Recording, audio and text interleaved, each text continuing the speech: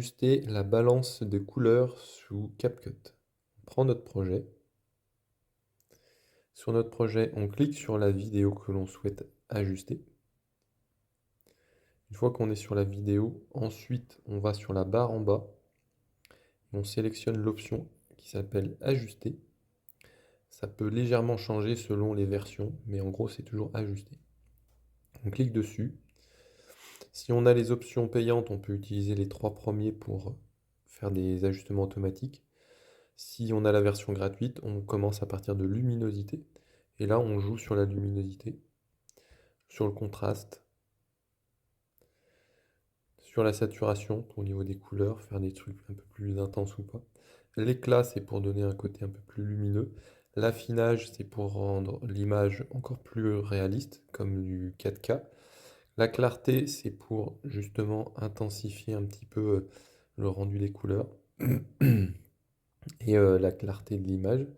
Ensuite, HSL, ça c'est si vous voulez jouer sur les balances rouge, jaune, bleu, vert, toutes les couleurs en tonalité, en saturation. Là, c'est du réglage un peu plus pro, on pourrait dire.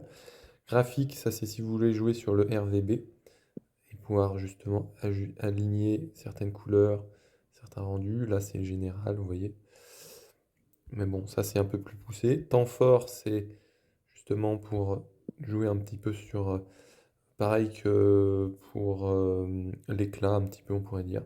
Les ombres, c'est pour intensifier les ombres, donc il faut descendre, hein, puisque c'est des ombres. Balance de blanc, c'est pour intensifier les blancs. Il faut faire attention à pas trop saturer quand même, à moins que ce soit un effet recherché. Balance de noir, pareil que pour les ombres, on pourrait dire. Et la température, ça c'est intéressant pour justement rééquilibrer si on veut une lumière plus froide, style bah, voilà, quand il y a peu de soleil, ou plus chaude quand il y a plus de soleil. Ça peut être intéressant.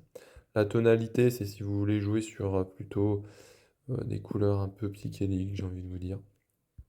Fondu, ça c'est si vous voulez passer votre image en plutôt fondu, donc qui vous permet d'avoir du texte par-dessus sans que ce soit trop illisible, c'est la manière de lire plus facilement.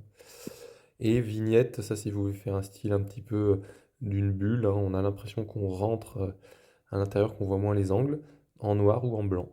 Voilà. Et puis pour le grain, le dernier paramètre, c'est pour justement donner un grain à l'image, ce qu'on trouve des fois dans les anciennes vidéos. Pour ceux qui ont la version pro, vous pouvez aller sur qualité de la vidéo et vous pouvez améliorer, donc passer la vidéo en HD, Ultra HD, si elle n'est pas déjà en Ultra HD. Là, actuellement, elle est déjà en Ultra HD, donc du coup, ça sert à rien que je le fasse. Vous voyez, il me le dit déjà, le clic est déjà en 4K. Voilà, mais ça peut être intéressant pour des petites configurations. Donc, voilà. Ça, c'est généralement, je dis que c'est sur la version pro, mais en fait, on peut, je crois, maintenant l'utiliser sur la version normale. Voilà, donc pour ceux qui ont la version pro, vous pouvez faire des ajustements automatiques et vous avez un curseur qui vous permet de régler de manière automatique l'intensité du filtre. À prendre avec des pincettes parce que ça peut être intéressant comme pas intéressant, à vous de voir.